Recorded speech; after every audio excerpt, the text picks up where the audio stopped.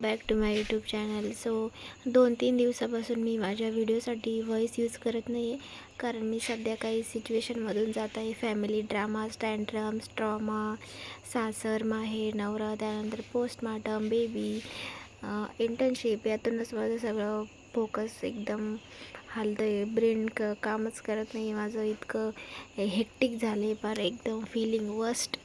आणि ही आहे माझ्या गावाची यात्रा. सो यात्रेच्या रामनवमीच्या आदल्या दिवशी आमच्या गावात सोंग वगैरे असतात. मी काही गेले नव्हते, पण माझ्या सिस्टरने व्हिडिओ रेकॉर्ड करून आणला होता, सो मी तो ॲड केला. आमच्या गावात असं असतं म्हणून. आणि तर कन्सिस्टन्सी ठेवायची म्हणून व्हिडिओ बनवणं खूप गरजेचं आहे. आणि मी खूप लेट नाईट हे रेकॉर्ड करते. Day 33 of 90 days challenge. आणि तुम्हाला कुत्र्यांचा पण आवाज येत असेल, कुत्रे भुंकत आहे बॅक साईडला, बॅकग्राऊंडला. सो ॲज माय डेली रुटीन मी सकाळी उठले, थोडंसं एक्सरसाइज वगैरे केली. आणि आज मला जायचं होतं हॉस्पिटलला, कारण त्यावर माझा खूप इफेक्ट झाला होता.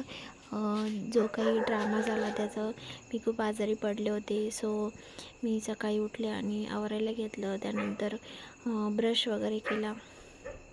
आणि ऊन झालं होतं, पण जाणं तर खूप गरजेचं होतं. सो आज काही ऑप्शन नव्हता, म्हणून मी आज भावाच्या रिक्षात गेले होते. म्हणजे छान रिक्षा आहे एकदम.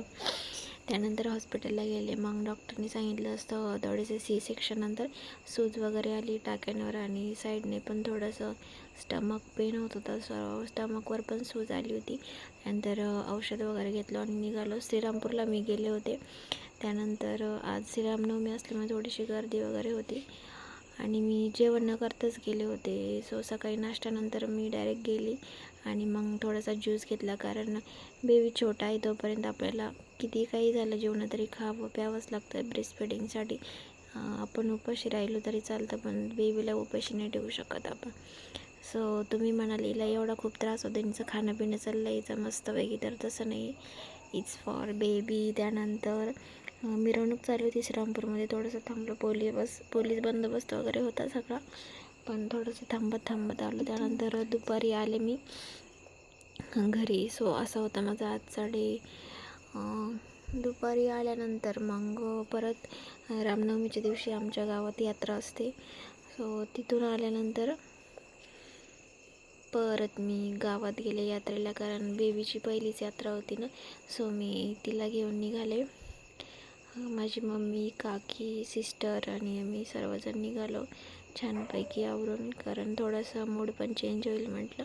बेबीला पण थोडंसं वातावरण चेंज वाटतं. सो मी तिला घेऊन गेले आणि दर्शन वगैरे घेऊन थोडंसं मंदिरात वगैरे बसलो.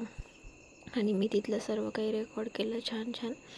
आज गावात कुस्ती वगैरे असते, सो तिथले व्हिडिओ रेकॉर्ड नाही करू शकले, की जे सर्व जेंट्स होते तिथे काही जाऊ नाही शकले. सो जे काही मला भेटले छान रेकॉर्ड करण्यासाठी ते मी क्लिक केलं. आणि मंदिरात गेलो, जिथे की माझे फादर कायम जायचे भजनासाठी, तर ते पाहून खूप आठवलं आम्हाला. आणि तिथे बसलो थोडा वेळ.